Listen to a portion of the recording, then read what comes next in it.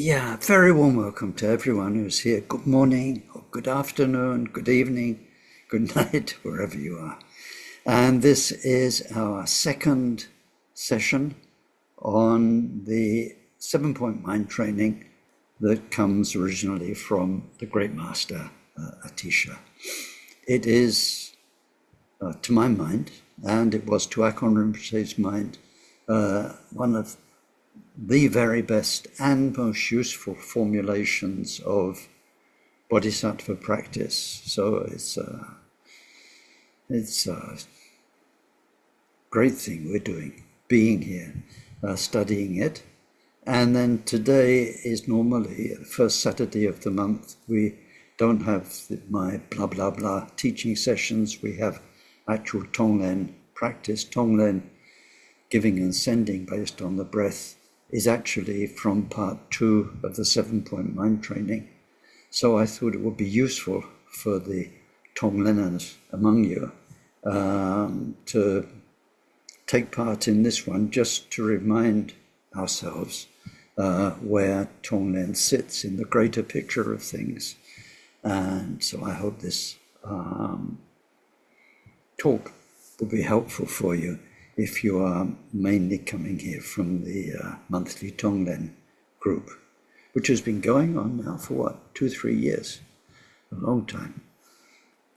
So we start, as always, with our prayers, and we try and really just stop everything, just stop thinking, feeling, being busy in a worldly mind.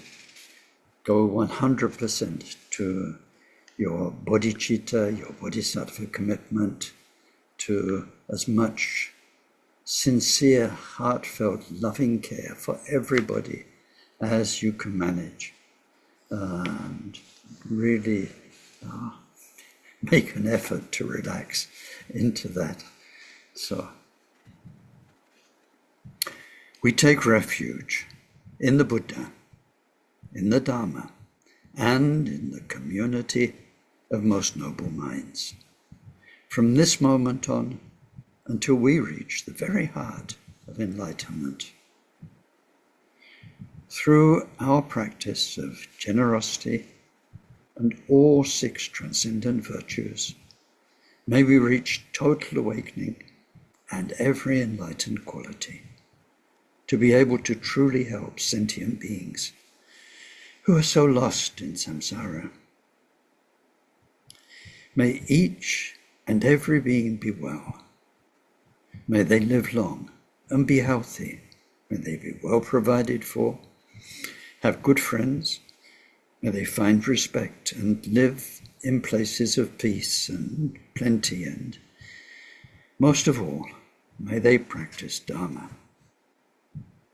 May they each create the causes for those good circumstances to be their wealth in future lives. May they be free from suffering and from creating causes of future sufferings. May they discover the natural, sacred well-being totally beyond suffering and attain great equanimity, free of closeness or distance from anyone. Dayata shame shamavati shameta shatrum am kore marazite ke ore tejovati oloyane vishuddhane male malapanaye kukure kake grase grasana omuke paramuke amuke shametavani savagraha bandhanane nigrihitva Sava Pava Pravadina Vimukta Marapasha Satapita Buddha Mudra Anudgatita Sava Maributsa Rita Parishuddhe Biga Shantu Sava Marakamane. Glorious Guru, source of all blessing, ever present above our heads on lotus and moon seat, through your immense kindness ever sustain us. that the accomplishments of body, speech, and mind flow from you, and we are one.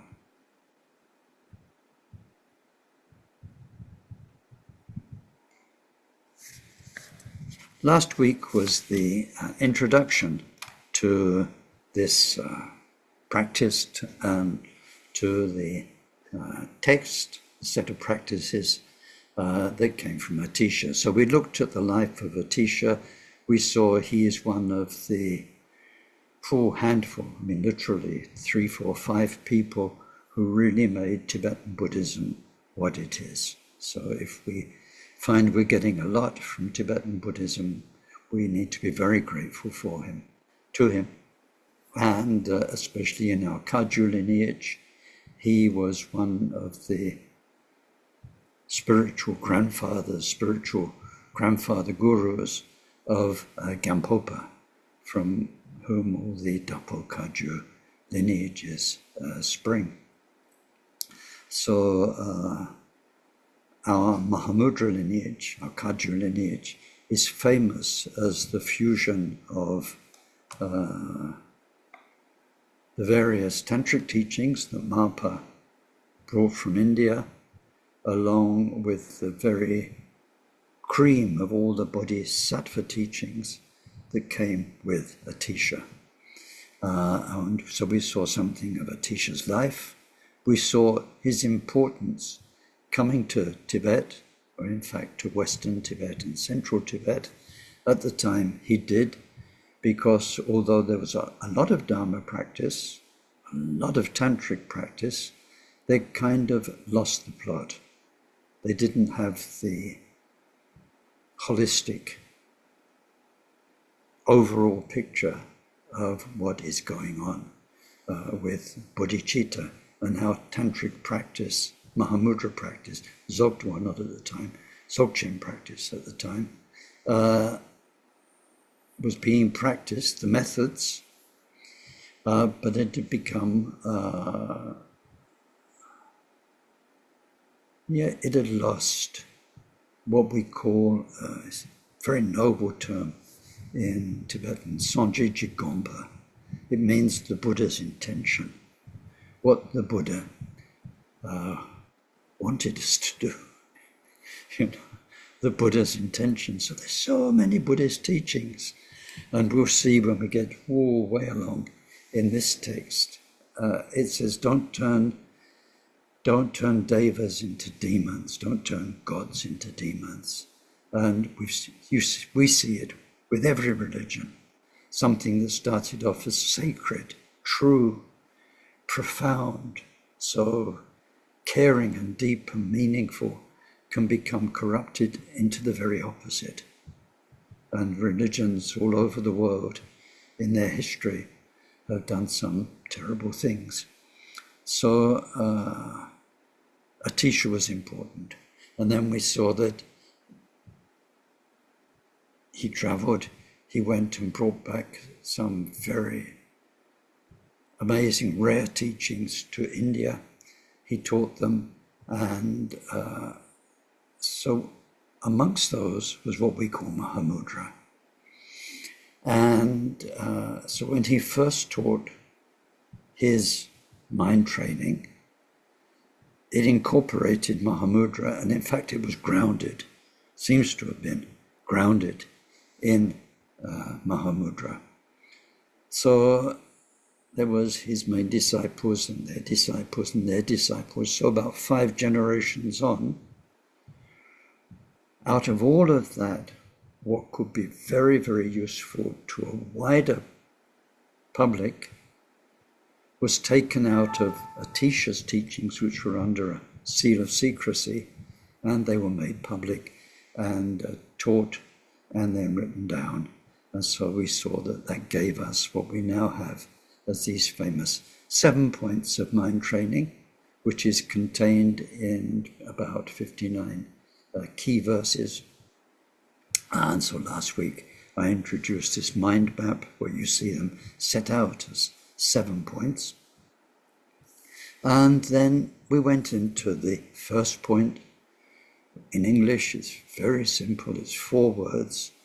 And it says, first train in the preliminaries, first practice the preliminaries. And in this case, although for us who are sometimes already committed to a Vajrayana path or a Mahamudra path, the preliminaries, the foundations, that word, ngundro, embraces a lot of things.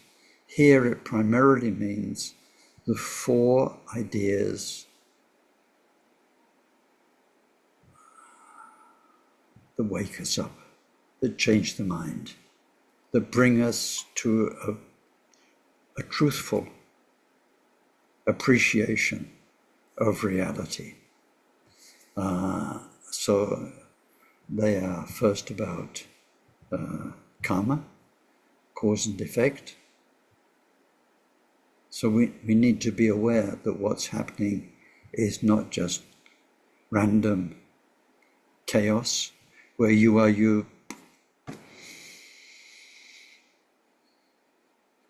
just a biological accident of nature, and somebody else is another biological accident of nature, and nature's popping up these, 8 billion, 7 billion, just random accidents over the planet.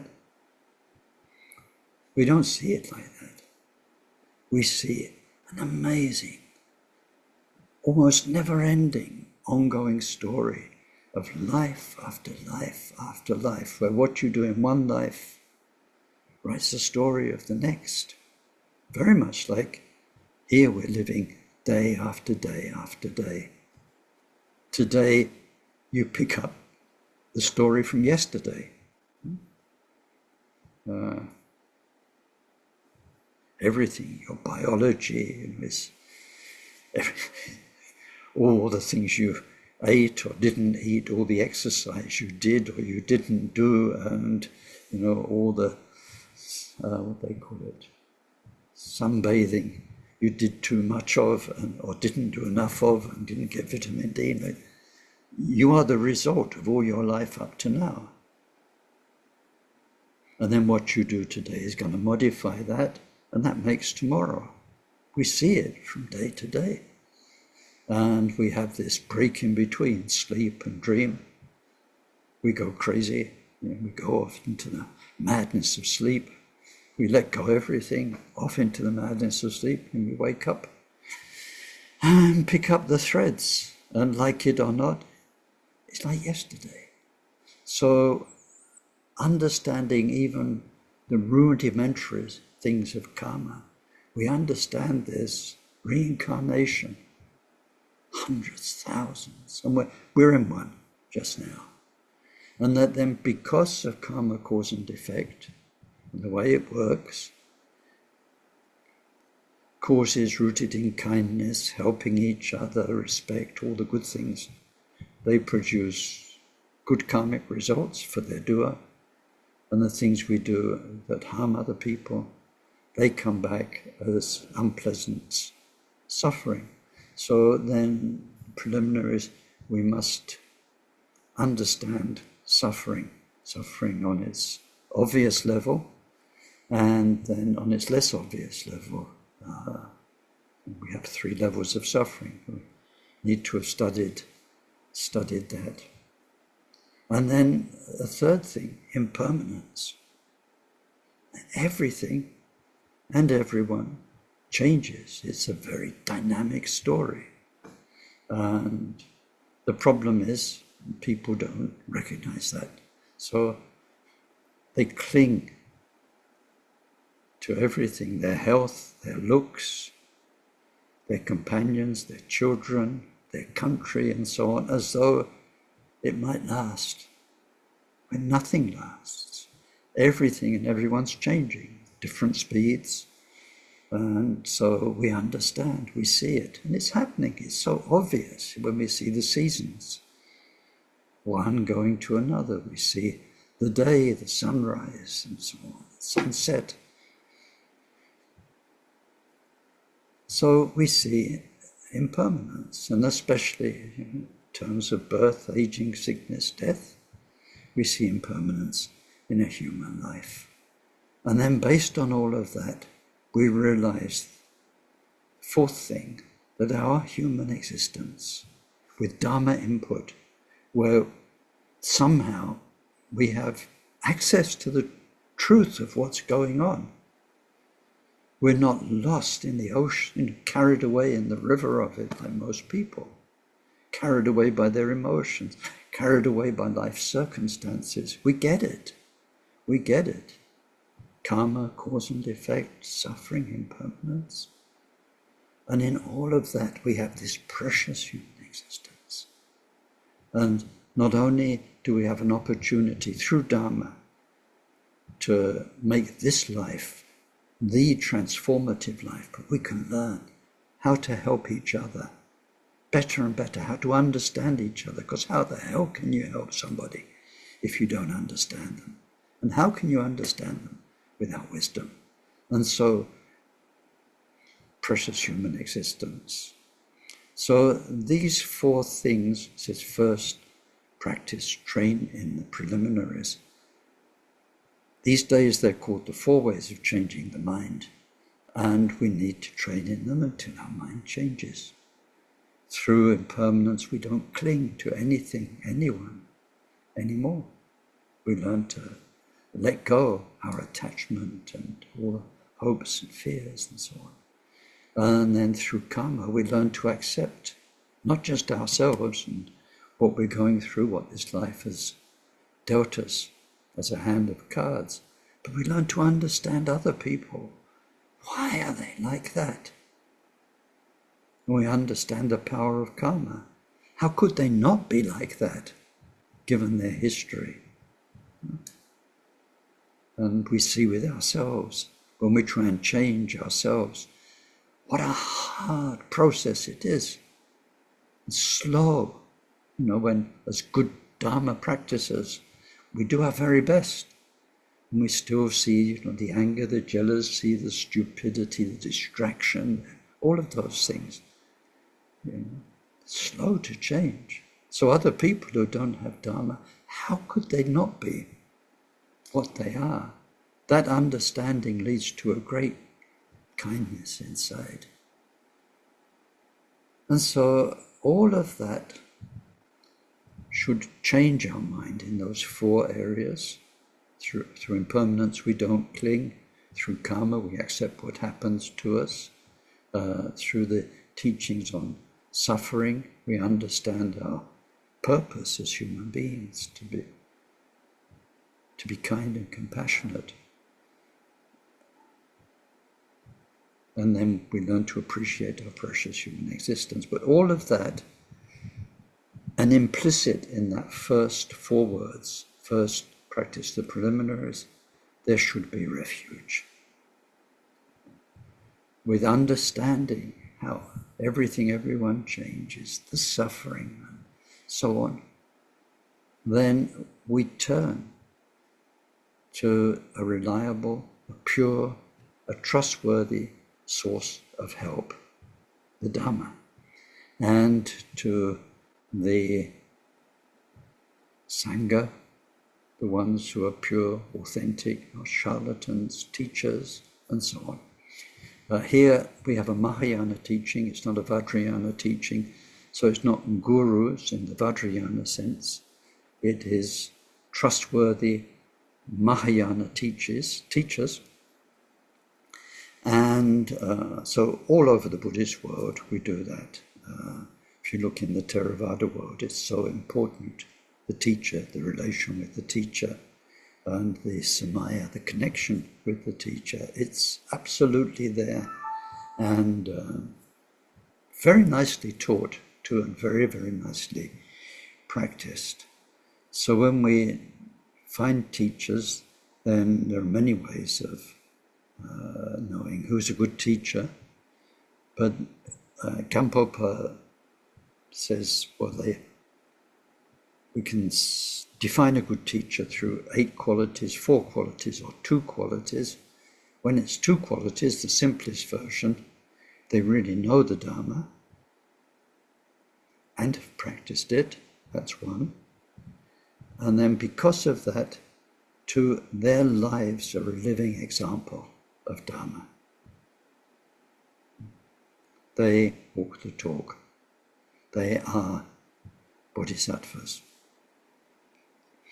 They don't just talk about it, they don't just know all the ideas, and they're not just using the ideas to look clever, gain an audience, gain a following. They really live it. Their life is simple, kind, humble, radiant. They're lit up from inside by something very, very pure.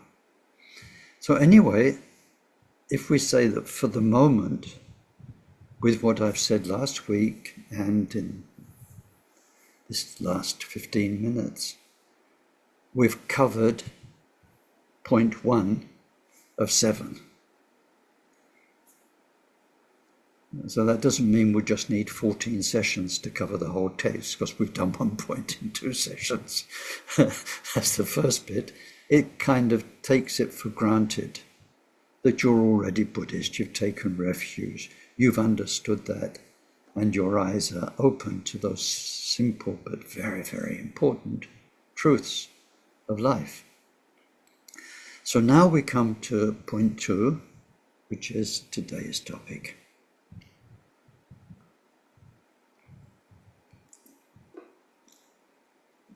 As a topic, it's called the 2 bodhicittas. That's fine. That's fine. On our level, that's fine. 2 bodhicittas.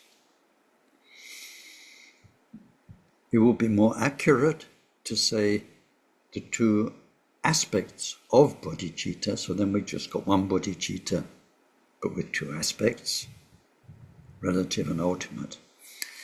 But we can call it 2 bodhicittas because when we practice, we have very distinct ways of practicing ultimate bodhicitta and practicing relative bodhicitta. So let me go back to what I already did very briefly last week. And I won't bother to share something on the screen. I'll just tell you. So we've got 59 verses in all this practice. And we have 2 bodhicittas. So the first is ultimate bodhicitta. And the verses about that are, regard all phenomena as dreams, verse 2. Verse 3, investigate the nature of unborn awareness, verse 3.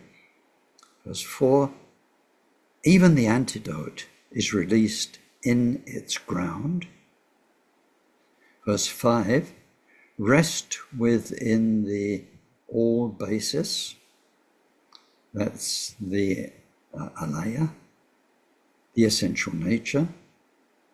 And 6, in post-meditation, regard all beings as illusions. So we've got those 5 verses, the key verses for training in ultimate bodhicitta, and then in relative bodhicitta, 4 verses. Alternately practice sending and taking, tong len. These 2 should ride the breath.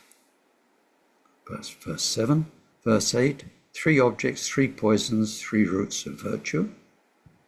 Verse 9, in all your activities, train with phrases, these 59 maxims. And 10, begin the tonglen with yourself. So you've got those in the text and you've got those in the diagram that looks like an octopus. And so let's look first at the term bodhicitta. And yeah, we can look at it. You can't really translate it. So, as you know, part of my life was being a translator. And I never saw myself as a translator because I'm a lousy translator.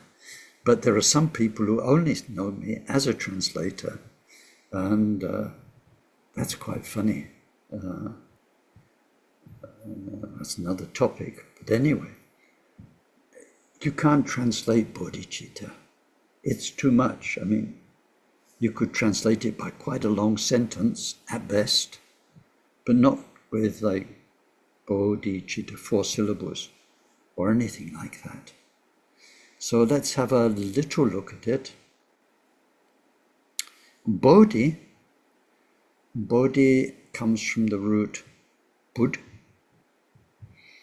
and bud is like the word for Buddha, and it has 2 basic meanings. So what we mean is, if you were a Sanskrit speaker back in India at the time of Buddha, and you hear Bud or Bod, or Bodhi, Bod, what does it conjure up in your mind? 2 quite different areas. One, it means awakened. And then if we expand that, awakened from the sleep of ignorance. Your delusions, your confusion, your stupidity, your not knowing. It's like a sleep.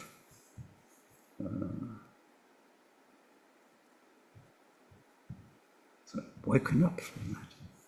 Woken up from all the illusions of existence. Awake. Buddha, at the time people weren't saying Buddha, which for us is a sort of foreign word. Yeah, Buddha, Buddha, and then chanted Buddha, Dharma, Sangha. These are kind of, magic words.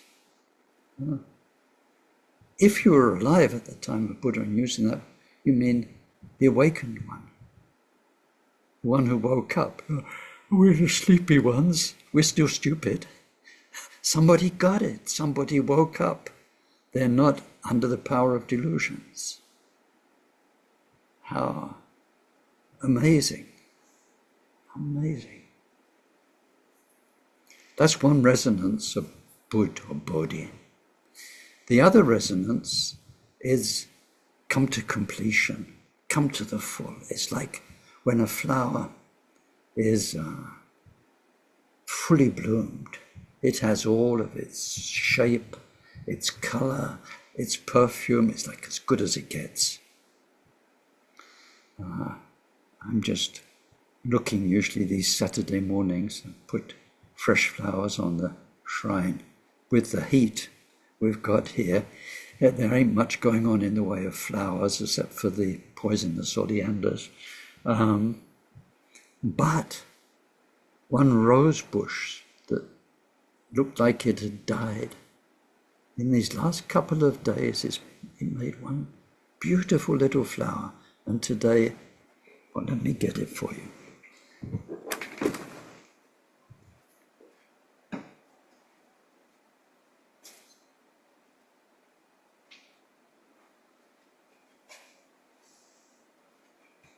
Sorry for the distraction, but it kind of, I hope, makes the point, although with artificial lighting you don't quite see how beautiful. It's pinker than this,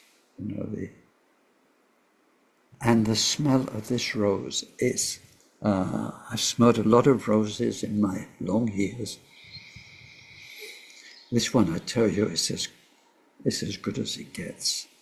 So this beautiful thing today is in its fullness. Everything's there. Shape, Well, I think I made the point. So,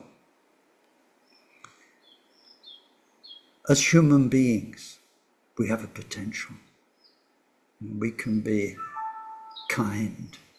We can be wise. We can be at peace with ourselves, at peace with everybody and everything and so on.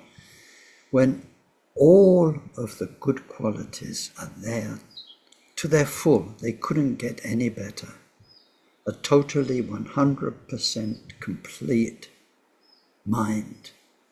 Whatever we think of as good qualities in our mind now, then those are brought out to the full and any hidden good qualities that aren't present just now, they've been discovered and brought out to the full. So when you hear the word Bud,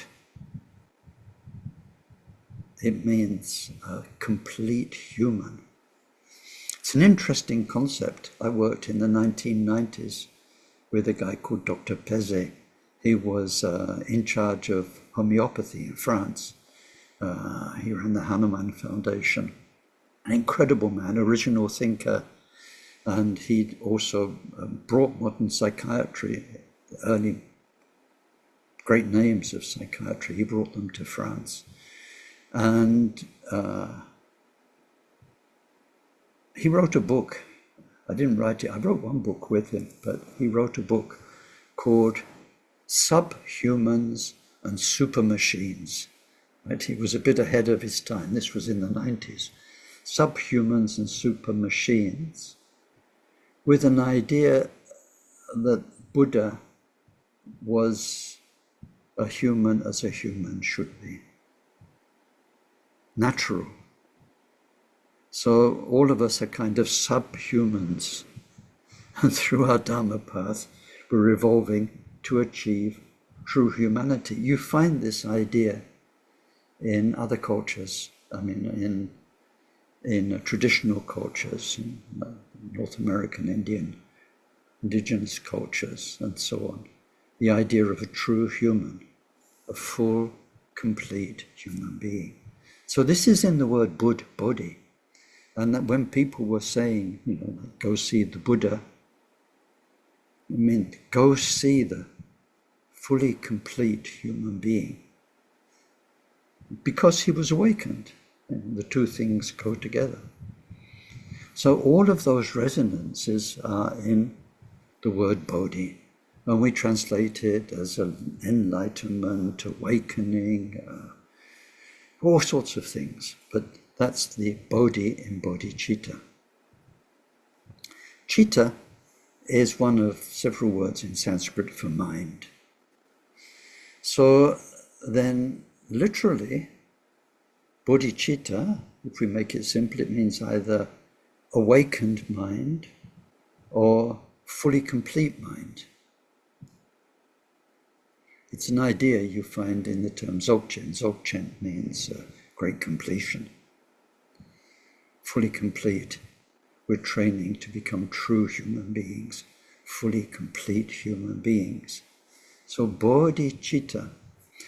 And we're going to see it has two aspects. One of them is called the ultimate aspect, and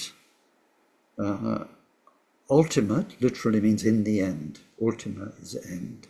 So in the end, what our mind will be like at the end of our journey. Ultimate bodhicitta, we will find the natural perfection of mind, true nature of mind. So then that is bodhicitta. Citta, a mind which is bodhi, awakened, full, complete. So there's the awakened mind itself, bodhicitta, awakened mind. And then relative bodhicitta, we have to cheat a little bit in English because there's not another term in Sanskrit. We have to call it awakening mind. Awakening mind. So not awake yet, and at the beginning just starting to wake up, and then through the bodhisattva levels, awakened but still not fully 100% awakened. So awakened mind, ultimate bodhicitta, awakening mind, what we call relative bodhicitta, where we need to practice a path to achieve this natural truth of ourselves, of being. So awakening mind, awakened mind, relative bodhicitta, ultimate bodhicitta. And here in the 7 points of mind training, we're not talking about them technically. This is a practice text. So we are training in how to discover ultimate bodhicitta, the ultimate truth, And then we are training in awakening, relative bodhicitta, awakening mind. We are training in the two. It's quite important to know. Here we're training in the two. We're not talking about ultimate bodhicitta itself. We've done that in other texts we've studied on the Saturdays. The Buddha Nature text, the Maitreya Asanga's huge text is about the awakened mind, and in some other texts we've looked at it, and mainly when we've been studying in depth and detail the meaning of shunyata. So in a traditional explanation of this second point of mind training, I have to drop the word shunyata, which is so hard to translate in English. Voidness, emptiness, doesn't make it. The translation really doesn't make it. But anyway, this second point of mind training.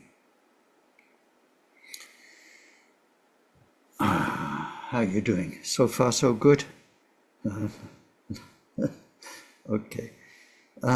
So before we go into the verses and into those, 5 about ultimate bodhicitta, 4 about Tonglen and relative bodhicitta, there's something a bit peculiar going on in this 7-point mind training. This is what my teachers tell me, and the great commentaries on it tell us, is that normally when we encounter bodhicitta and the bodhisattva path, then we start with relative bodhicitta, because, how can you say, whoever you are, you can always start with that. It addresses who we are just now. There's something Pema Chodron says, start where you are, which is the essential idea. Whoever we are, we've already got the raw materials in who we are, in our mind, our thoughts, our feelings. We've got something to work with already. So she says, start where you are. Where else could you start? Could you start being somebody else? Or could you start? Think about it. There's nowhere else you could start. Mind training them with your own mind. You're going to train somebody else's mind. Understand? It doesn't work. But anyway, you get the meaning. Relative bodhicitta is available to us. And even if it's baby steps and first things, really hands-on advice, teacher to somebody who's got a long way to go, there's always something you can find where you can start to set them on the path of being a bodhisattva. Whereas ultimate bodhicitta training, you need to really meditate well. And the actual teachings, the words, the ideas, they're very, very profound. It's all the Prajnaparamita teachings, Mahamudra teachings, and they only really work once you start practicing and bringing them to life. And they're the teachings about shunyata, voidness, which many people find hard to understand, and that nearly everybody misunderstands. They make it, nihilism. And when we did the teachings on shunyata and voidness, I put a lot of effort into making this clear. That there's a huge translation problem with the word exist in Buddhist texts. Naturally, people read English language texts like you read an English language text. So exists, and they say, I don't exist. Ego doesn't exist. or nothing exists. They think of it in a nihilistic way. They think it means it only exists. They think it means it doesn't exist at all. If Buddha says it doesn't exist, then it doesn't exist at all. So you get these stupid Buddhists going around saying, I don't exist, or you don't exist, which is not what the Buddha meant. It was not the Buddha's intention. It's stupid Buddhism. It's making a mockery of what the teachings are about. But then again, it's a translation problem, because I don't know what we could do. You would need to put exist in capital letters inside quotation marks, because in the philosophy of India, BC and the first, 12 centuries of our era until Buddhism disappeared in India, the word exists has a very precise philosophical meaning. It means exists in its own right, independent of anything else. And philosophers and mystics and yogis were looking for true existence, something that doesn't exist independence on other things. They were looking for real existence, which often they found as God or whatever, Brahma. True existence. To exist means what the thing is, what the person is, the being, doesn't depend on anything or anyone else to be what it is. Then, if that's the case, if you can find anything that qualifies for that, it exists in Indian philosophical terms. You won't find anything that does exist like that. But that was the meaning of the word exists. It means exists in its own right. So when we say, I don't exist, or that rose doesn't exist, we mean it doesn't exist in its own right. Its color depends on our eyes. Otherwise, no eyes, no color. Its smell depends on our nose. Its form and in itself, it's growing, it's changing through food, water, light, all sorts of things. It doesn't exist like that forever in its own right, independently.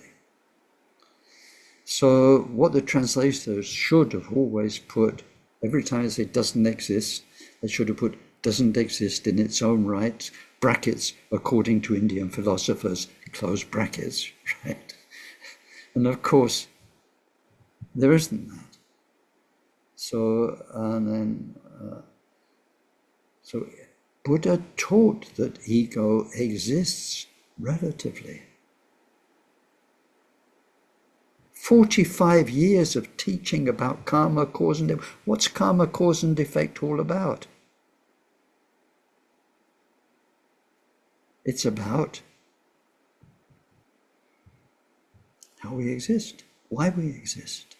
The cause is why I'm me and you're you, and a dog's a dog, and the karma of this country and its weather and its poverty and its richness and so on. All of that is explaining how things exist, and how things exist in the play of consciousness, the 5 skandhas, the 5 aggregates. Nearly all the Buddha's teaching is about how things exist.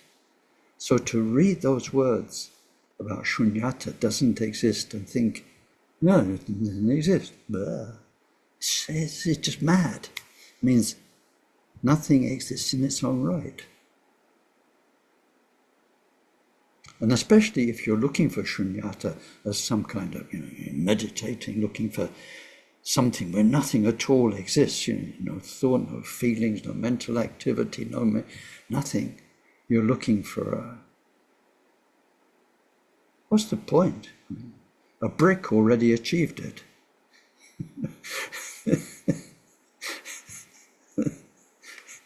It's perfect shamatha. doesn't move. Unmoving for a long time. Doesn't think. Doesn't have any motion. No suffering. Is that what you're looking for? Well, might as well be born a brick. Nothing to do with that. So, ultimate bodhicitta, the topic of these next 5 verses, is mainly about shunyata. And so we need to understand shunyata properly, because here we're seeing how we train to make it come true, make it alive. We're not training to be nihilists or to commit some sort of meaningless mental suicide. We're learning to become full and complete human beings, awakened. So this is what we're awakening to. So when we look at the verses, we have a step-by-step training, 5-step training in ultimate bodhicitta. So verse 2 said, regard all phenomena as dreams. Regard all phenomena as dreams.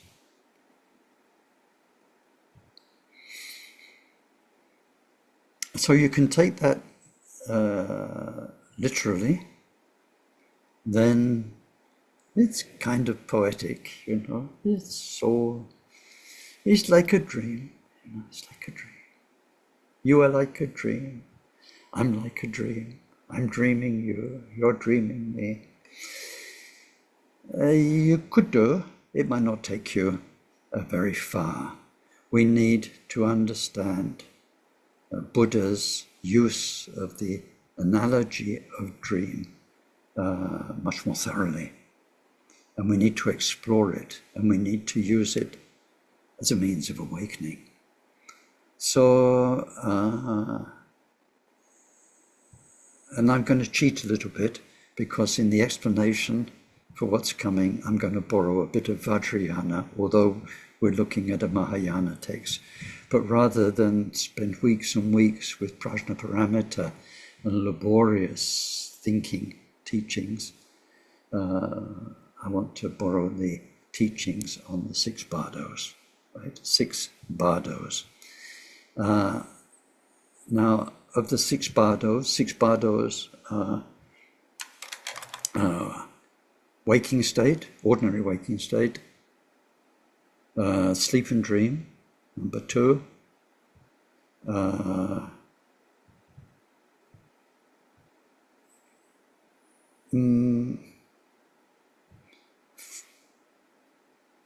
very awakened or fully awakened meditation, number 3. So that's within the waking state, but when our mind experiences its Buddha nature. So Buddha nature meditation, let's say, for number 3. When you actually get the experience, when you are in it, when you are it, through your meditation practice. Number 4, dying bardo, as your body's elements collapse. Number 5, death bardo, when so then you're actually dead and can awaken to the true nature of mind, clarity.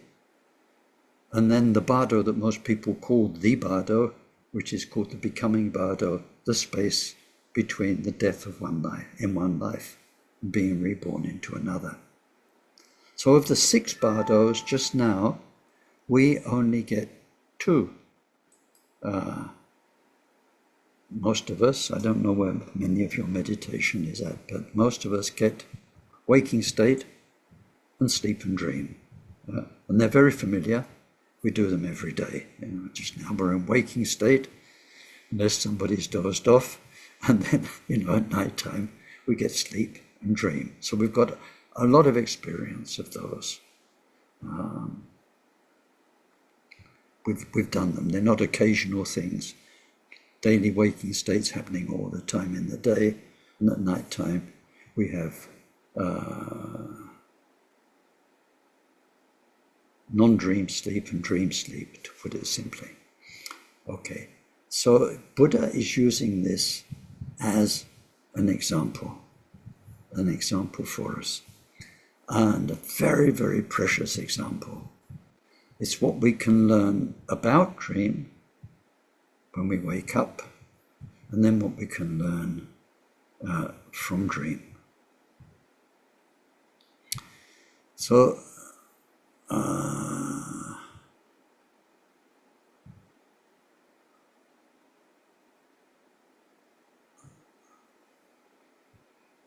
there's several. I'm hesitating because there's a lot of explanation for this point of mind training. Where to start? The first is the big picture, and it's realizing that dream state and waking state are not the same. They really are quantum different. They're fundamentally different. There's some things you can do in dream you can't do in the waking state, and vice versa. They are two different. And so when we look at the six bardos, when we have those teachings, we're looking at mind in all of its possibilities. And we have 6 basic ways. Like on the old radio sets, you had AM, FM, right?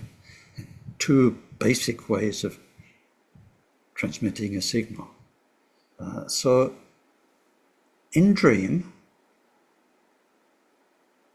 because the sort of stupid part of sleep, where nothing's happening, we can't learn much from that because you don't remember it. There's nothing to remember. I mean, you were just gone, right? You were just gone. But the interesting part of sleep is dream sleep. In dream sleep, you are 100% inside your own head. You're only interacting between you and you. You can't interact with anybody else. You're inside all of your stored memories and all of that stuff. Most of it stocked in your brain. While we're alive, the brain's like a hard drive, and so it builds up lots of stuff. And now we know that not just the brain, but also our heart, our guts, all of things store memories there. A lot of consciousness all over our body, but basically we are 100% in ourselves. We are everything. And this gives us power in dream. People who do lucid dreaming, means you can change it. If you don't like it, you can't just get out of what you don't like. You can make it wonderful. You can, because you're inside your own head, your own imagination. And sometimes people have, taken hallucinogenic drugs. They realize this. You're like the conductor of an orchestra. You can take it where you want it, your mind, and hallucinate all sorts of things, because it is dream reality. We have the possibility of doing that. We're in our own, what people call subconscious. That doesn't really work as a term in Dharma, but anyway, we're in that area of consciousness. When you wake up, it's not 100% you. You are less than 1/1,000,000,000% of what you're part of. There's us and everybody else who's another being like us. The kit that we've got, a mind with experience and everything experience, there's another one like that. It's amazing when you get very close to another human being to realize just how similar and how different that other kit is. We kind of get at best a tiny peek through the window into their house, into their being. So when we're in the waking state, we've not just got us and our karma, We've got them and their karma, collective karma as couples, as families, our collective karma as groups, nations, as people on planet Earth. We've got all of that going on. We're like a tiny speck of dust. We're tiny compared to it. And you can't change it just with your mind, like you can in a dream. It's a very different reality. And then waking state comes back day after day after day after day. Like it or not. When you dream, most people's dreams, there are a few seconds, even if it feels like a whole lifetime. And then that dream won't come back again, or if it does, it will be similar but not quite the same. But it's kind of crazy world, dream world. And also it's vague, it's confused. As you see, when somebody comes and wants to tell you their dream, which was so vivid for them, and they say, well, there was kind of then you see them searching, and then, they said this, and then, next, there were, is madness in there. It's kind of vague. It's vague. So anyway, first point is quantum difference. The dream state is one kind of reality, and waking state is a different one. Now the point is, when you're in the dream state, you take it for real. Unless you are a lucid dreamer and someone who's learned to wake up, which isn't the case. We're not taking that as an example. The Buddha is giving us the example of ordinary people's dreams, where what they're dreaming is totally their own hallucination, but they take it for real. Real means that other is other. The other people that we meet in dreams aren't other people. It's our own imagination. Imagination is very good, imagination. It's a nation full of images that our brain creates. Imagination. That's quite nice, isn't it? The imagination of dream. Where did you go to? I went to the imagination of my dreams. But the other people we meet are not other people. And the places that seem other and out there, they're not other and out there. There are hallucinations in here. The dreamer is no different from the dreamed. It's all being produced by the same brain and dynamics. Self and other, inner and outer, and then taking it as real. So because it's real, it can become scary, it can become so beautiful. And you can do things in dreams you can't do in waking life. Fly. I've never flown in real life. I mean, without an aeroplane, just kind of, something inside kind of feels you know how to do it, if only you could remember. But I never actually done it in real life. But in dream, again, that's so nice, and it feels so natural. I don't know how you fly in your dreams. I fly cross-legged. It's a bit strange. It's not like Superman, like this, and off into space.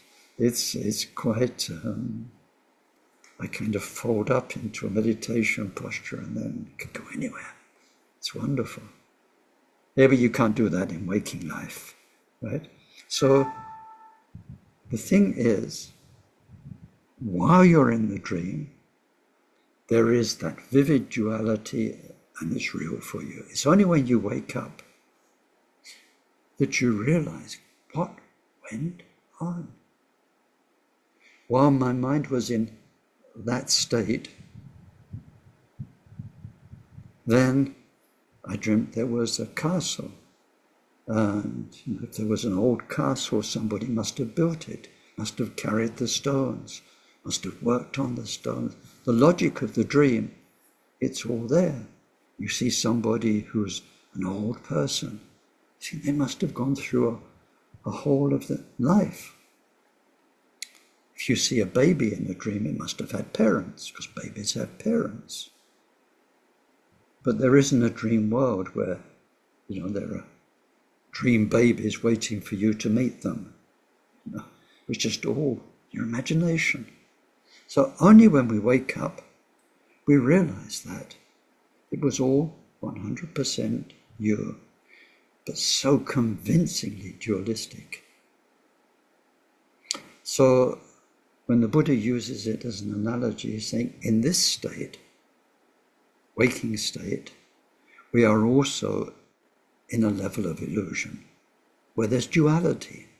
There's self, there's a semblance of self and other. It feels very, very real.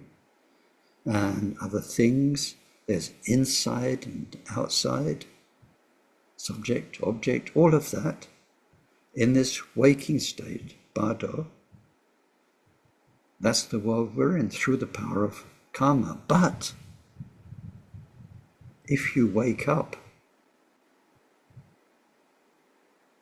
to enlightenment, to the natural enlightened mind, you realize how deluded this waking state, separation, subject, object, me, you, inside, outside, is. But only when you wake up. While we're in the waking state, we can study Nagarjuna, we can read books, we can meditate, we can think about it logically. But the long and the short of it is, you do all of that, and you still feel like you, and other people feel like other people. You come out of a 5-year Nagarjuna retreat, and you see mountains, and they're other. And you see birds flying in the sky, and they feel like other. While we're in this waking state, Bardo, we have an illusion, a convincing illusion of duality. When we go in the Bardo teachings, then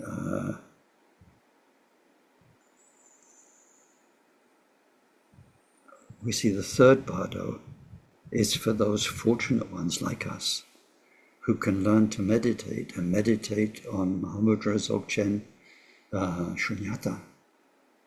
Then we can still kind of freeze frame, stop ordinary reality from affecting us, carrying us away, and experience Bodhi. So when we go to the training, we get the introduction to the nature of mind. We get first experiences of the peace, the compassion, great love, the vastness, all the qualities of my mind, your mind, everyone's mind is truly like that. That's the truth. That's the awakened truth. And then the daily round, daily consciousness, other people created by karma and all the situations is automatically known for the delusion it is. So when it says consider all phenomena, not just some, all phenomena as dreams, even Dharma. Dharma is the good dream within the suffering dream, but it's still like a dream. So we come back to that later when it says the remedies release themselves in their own ground. It's very profound, that. But now it is consider. Think. In Tibetan it's sam. Sam means consider, think of. Not think about in the abstract sense, but like everything you meet, start to desolidify it. Don't enable it to have such power over you. Like if you were able to be a little bit awake in the dream, and you just know that if it's a bad dream, you see, oh, it's a dream. These are dream ghouls, yeah. There, you're just a dream ghoul, you're not real. You're just a dream.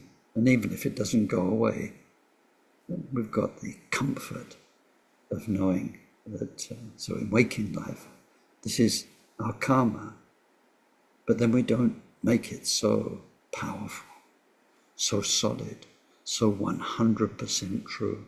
This is the dream I'm in. This is the dream he's in, she's in. And our dreams coincide, our dreams overlap. But it's like a dream. So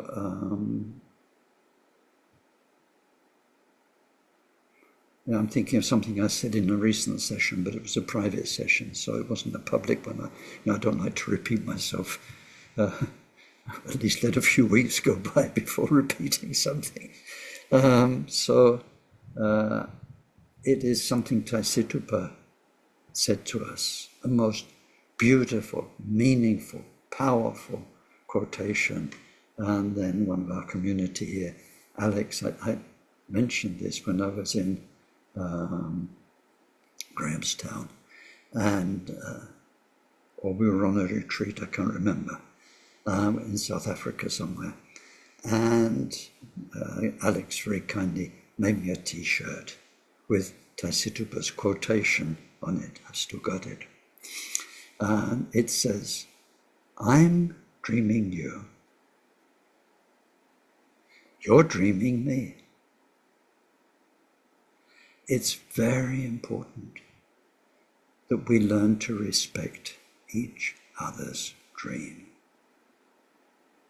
and make them as happy and meaningful as possible.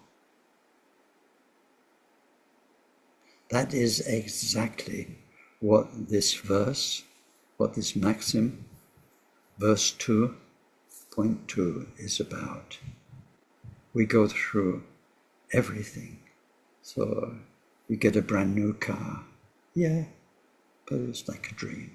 We'll come, we'll go. It's a dream car. And you're unwell.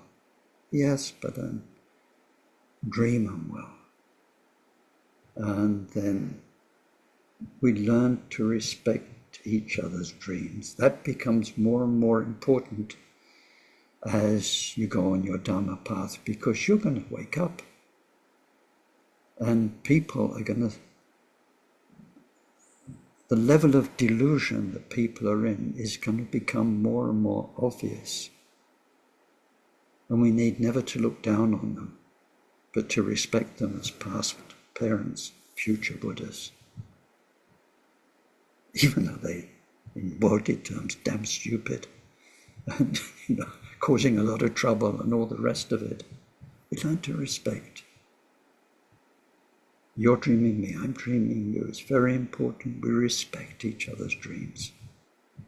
We understand through karma, cause and effect, what's going on. And we do our very best not to be a stupid shunyata Buddhist and say, oh, they're just dreaming, they're just a delusion. They're an illusion, and not care. We respect their dream means caring about them, caring for them.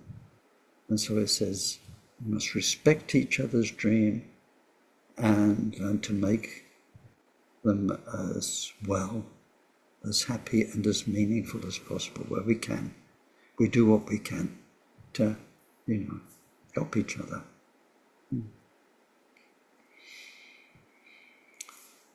So that's a few words that I wanted to say today about this point. It can be expanded a lot more. The analogy of the dream is a very powerful one when we look at it technically.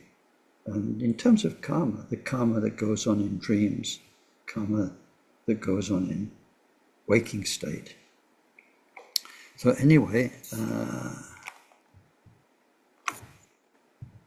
so that's the first step. It's the first training.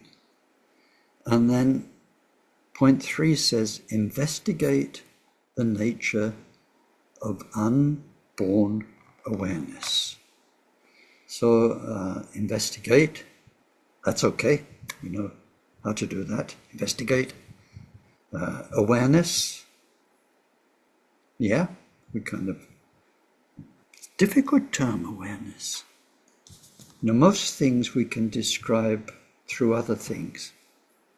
We use words and ideas if you had to explain it to somebody. But what is awareness? I always find you're aware. What can you say?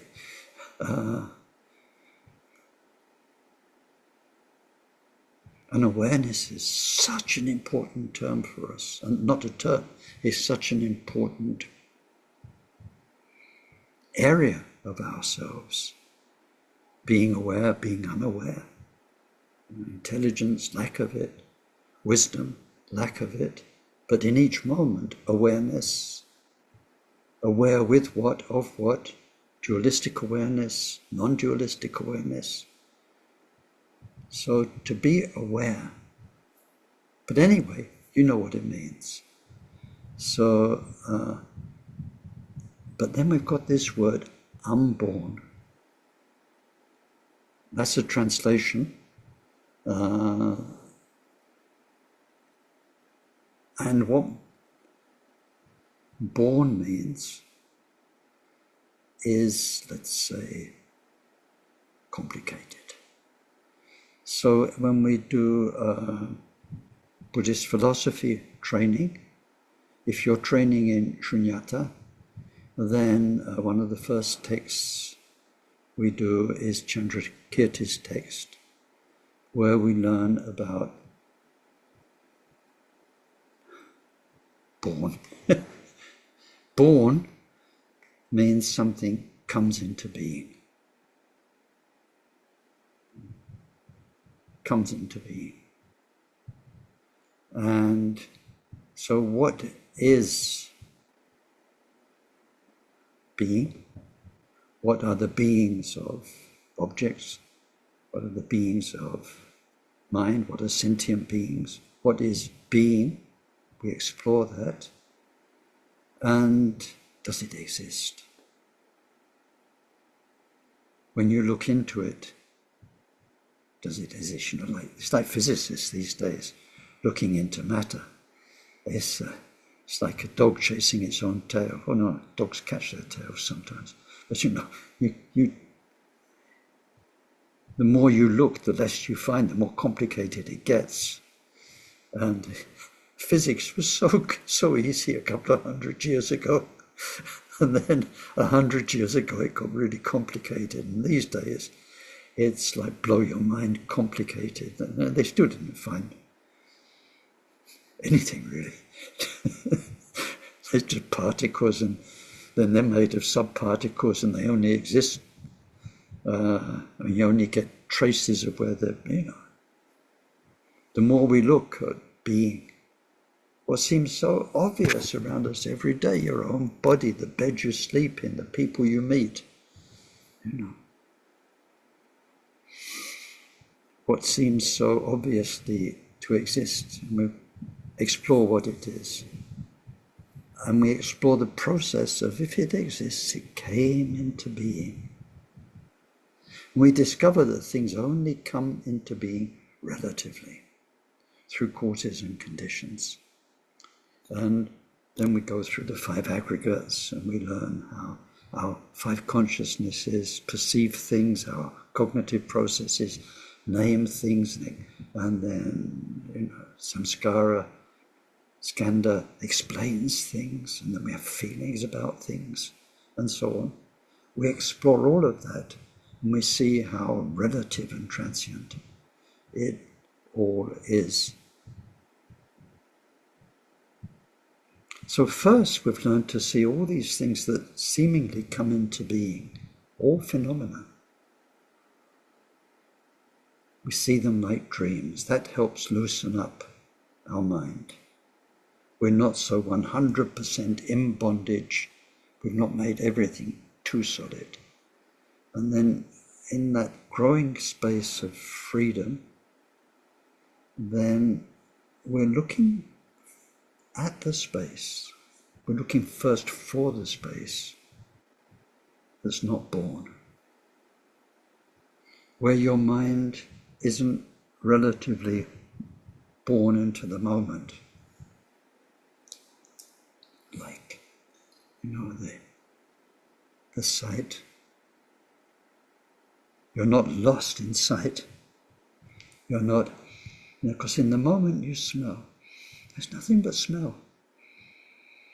And in the moment you look, there's nothing but vision.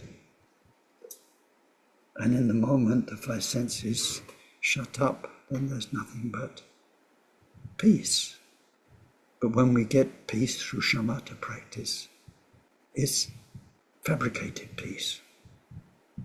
It's there because of all the causes and conditions holding it up. So we're looking, unborn awareness, awareness of sight, awareness of sound, awareness of smell, awareness of taste, nervous, bodily awareness, hot, cold, soft, hard, rough. They are five senses, born awareness. Memory, when you remember something, the old days, you're lost in that memory. Our mind can only do one thing at a time, so we're born for a moment into a memory. When we fantasize the future, our mind is born into what's going to happen. So we're looking for the mind, which is not lost. There's the Tibetan term, very important in Vajrayana, is tr. Nice word, tr. Tr. Maybe you could learn that one. Have a go. Tr. Tr. The sort of, it would be written TR, but you don't really hear the R, but the R affects the T. Okay? And so it makes the T short. Tr. Tr. Give it a go. I want to see your lips moving several times. Tr. Tr. Tr. Tr is getting born into the moment, where the moment is a relative truth moment. Mental, sensorial, meditational too, a lot of the time. So we're looking for the mind. Now, one way Khenpo Tsotim Jamso used to describe it when he was giving people practice instructions was the mind between thoughts or between mental activities. So it's like the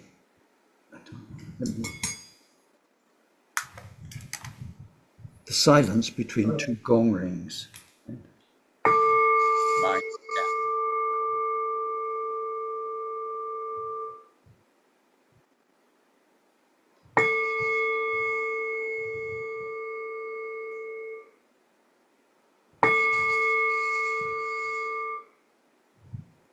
So that's kind of linearly in between.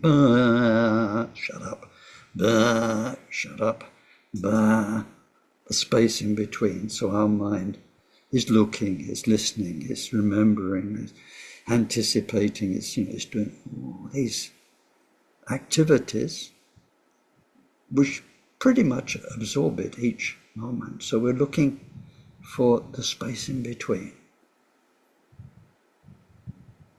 And then also, if you meditate in a different way, we're not so much looking for the space in between, but for the space in which it exists.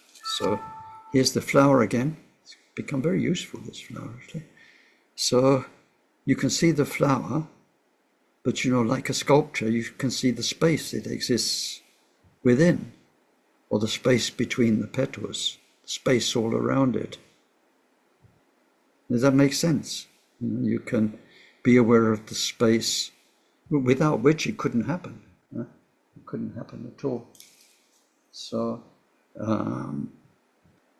although our mental activity is going on, and we're seeing, hearing, smelling, tasting, touching, remembering, anticipating, all those things, we're aware of the space in which that happens, the canvas on which it happens, the blank page, or just the space, the mind space. Just like in physical reality, things happen in space, and the space doesn't change. And if you did a fast forward of 1 billion years on the space where I'm sitting just now, when it was molten rock and the planet formed, and then it was gradually became a forest, and then somebody built a house, and then if you could go into the future, the house will disappear and whatever will happen then. If you could fast forward that, just in a very brief movie, the space stays the same. And the relative reality in all of its manifestation comes and goes, comes and goes, comes and goes. So we try and find that space between mental activities and surrounding mental activities. That space is not born. It doesn't. So that's putting it very simply. I mean, a philosopher would fire me straight away, but I mean, it's putting it simply so we can understand. I'd lose my job. All those years of Nagarjuna study, and look what he said today. I'm going to report Ken to come up and get him fired. So it says, investigate the nature of unborn awareness. What is your mind when it's not up to something? Try and find that mind and explore it and how it is. So that's kind of step 2 in these 5 steps. Now, all of this 5 steps training is to awaken us to the truth. What's really going on, who we really are. You can make it sound fancy, awakening to our own Buddha nature, but it's not the truth. It's incredibly sacred. We're not just messing around with our mind.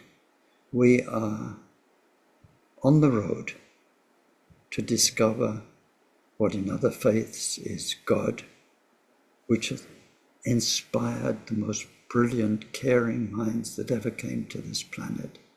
It is something very sacred, and because it's the truth of you and me, we must find it, rather than wandering around in delusion. When we come to the second part of bodhicitta, awakening the mind, and especially Tonglen, then there we're working with every day who we are, what we observe, what we hear about, and we are using it to awaken our mind primarily to loving care and compassion. And it will say when we get there, practice taking and sending. Tong means to send, Len means to take, Tong Len. And let it ride the breath. Your breath is something sacred. It's something more sacred than you could ever imagine. Please treat it beautifully, because when we practice yoga, when we practice Tonglen, when we practice ultimate bodhicitta and the very deepest Mahamudra Dzogchen, your breath will be your greatest friend. The wonderful thing is that friend's with you all the time. Otherwise you're dead. This story's finished. It's there all the time. So when we practice Tonglen, we are starting to realize the sacredness of the breath, because we can develop love and compassion through it. in our waking state relation with other beings. But when Taisitupa has taught this in very sort of simple terms, he's made a point, first of all, of just helping people to be aware of their breath. So let's finish today's session being aware of the breath, not in some kind of meditation on the breath kind of way where you're doing these weird things meditators do. This thing in how is keeping you alive. When it stops, it's finished. This whole story, your story, it's been going on all these years and developed, it's finished. Just now, you have life. More than that, you have a precious Buddhist human life. And it's kept going by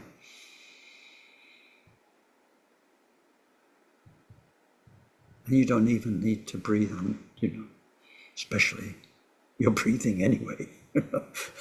You're breathing naturally. Just be aware of it.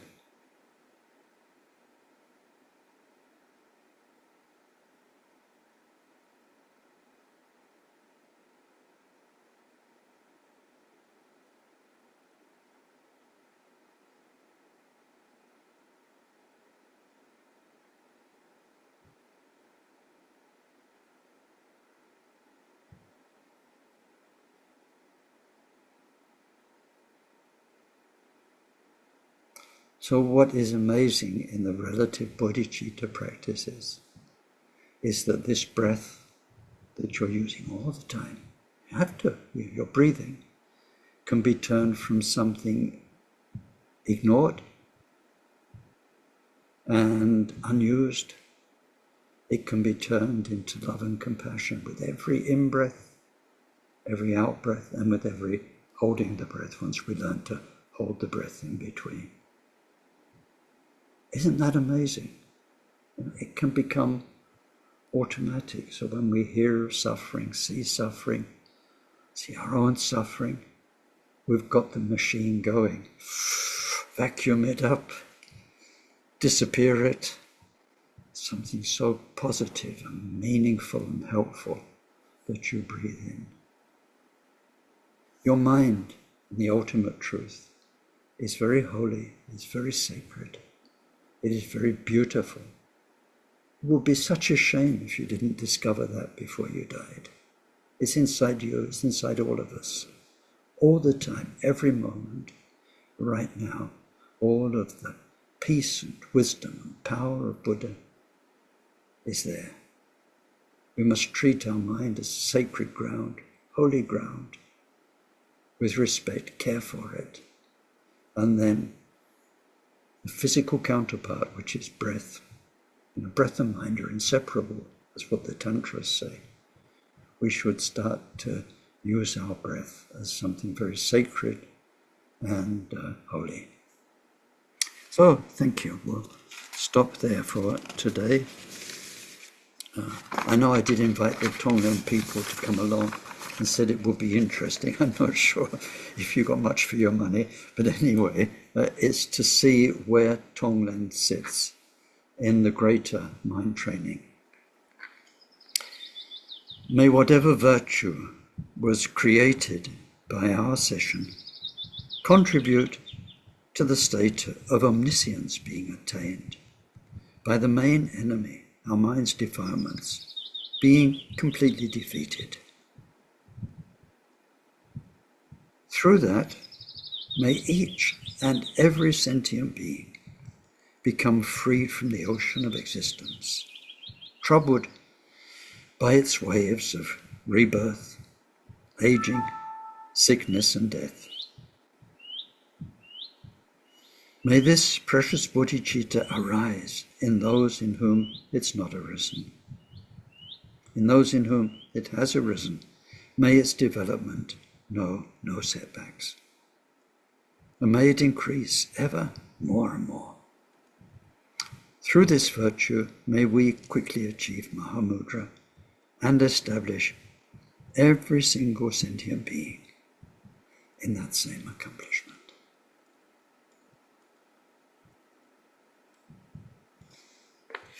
Thank you.